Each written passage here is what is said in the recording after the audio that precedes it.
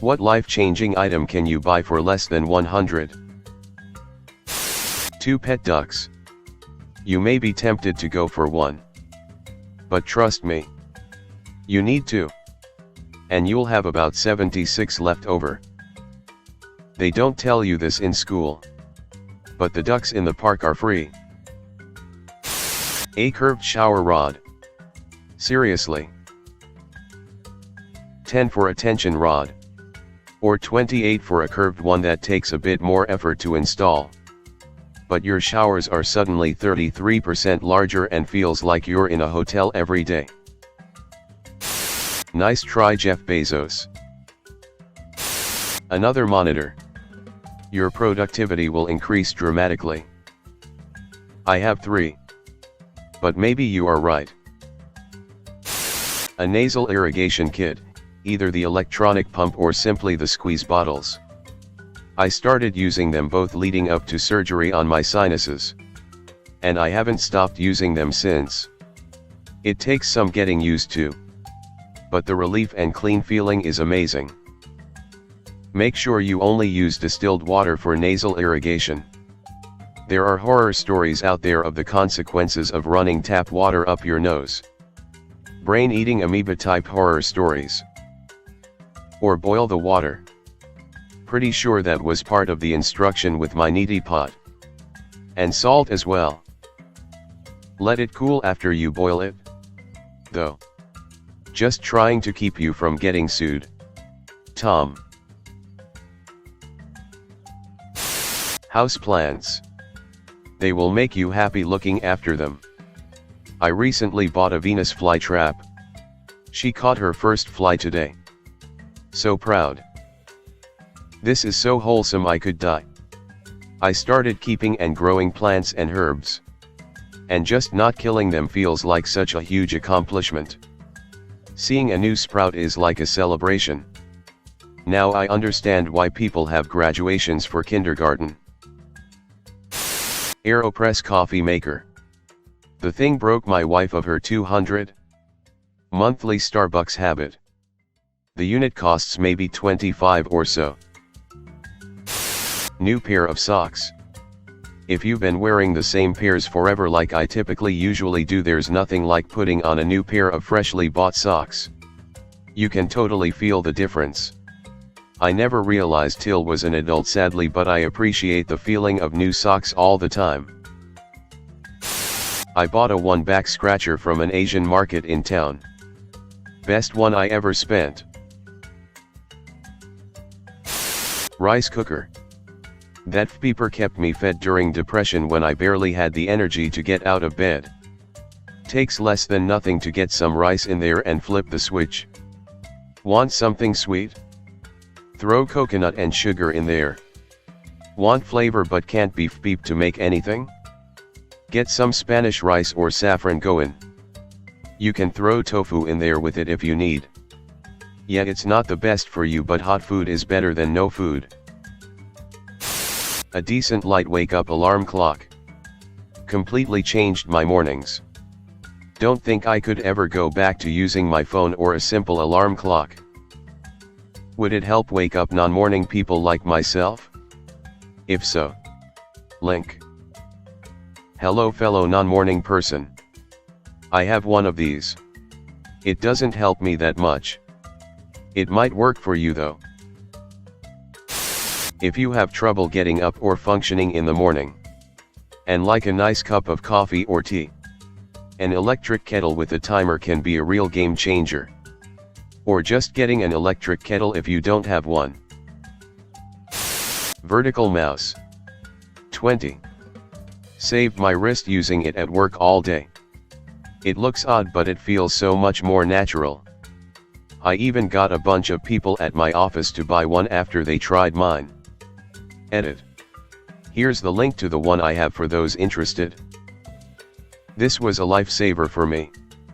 I made a special trip to my office once mandated work from home started in March because I need it. After I got it, I got some weird looks from office mates but started to see them picking them up too. A king-sized blanket for a queen-sized bed. I got a king for a double bed. Best decision ever. The double sheets fit the bed. But I couldn't snuggle completely under them without curling up. Now I can hide completely under the duvet stretched out. Best thing ever in the winter. If I pull the covers completely over myself, the boogeyman can't find me. Just make sure your foot doesn't hang over the edge of the bed. That's why you gotta lift your leg/foot in the air and swing the blanket under them. Sharp knives for the kitchen. I put off buying a whetstone for a long time. Mostly because I was nervous I would use it wrong and ruin my knives. But it's not too hard at all if you get one with an angle guide. Makes chopping stuff up faster, easier and safer. We bought a whetstone what feels like years ago and it went unused until last week. Everyone in the household is constantly complaining about dull knives and I always tell them, well, we do have a whetstone. To which they respond, I don't know how to use that. 1. Eventually the dullness started to actually bother me, so I spent 30 seconds watching a YouTube video and gave it a crack. Then I learned it had been bothering me my whole life and I just didn't know it. Knives are supposed to cut that easily. Holy crap. When I started dating my now wife, I introduced to the concept of sharpening knives and she had no idea that it was supposed to be easy to cut veggies and fruit. No matter the knife, my wife would always just use pressure to cut things. She was amazed how I was able to cut tomatoes and bread without destroying them. Let the knife do the cutting. This post cost me over 400 so far. A glass breaker on a keychain. Push it against the glass of your car window and it shatters immediately, helping you get out of a car underwater. Broken door, etc. Super cheap and life-saving. I have these things. They can cut your seat belt in a pinch. 2. Motion sensor night lights. Can't tell you how many stubbed toes or falls they have prevented. Also a cheap intruder alarm. Get a motion activated toilet bowl light. They're amazing. Don't kill your eyes in the middle of the night when you gotta pee. Relatedly, a dimmer switch for the bathroom. Works in the middle of the night, as well as early mornings, as you can gradually increase the brightness to match your current tolerance for the world. In my opinion, definitely a weighted blanket if you have a hard time sleeping at night or have anxiety. They have some at Target for $25 currently. I just use the crushing weight of all my failures instead. Much cheaper. Carbon monoxide detector. Post-it notes are far cheaper. Our landlord isn't letting me talk to you. But it's important we do. I feel happy I recognize this. It's quite legendary. More than 110mm socket. Excuse me while I cry. 1/7/16 of an inch at a time.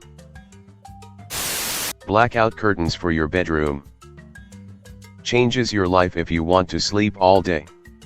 I refuse to have them in my room after living like a vampire for a few years. Combine it with a wake-up light alarm clock. Block the sun. Then emulate its rise.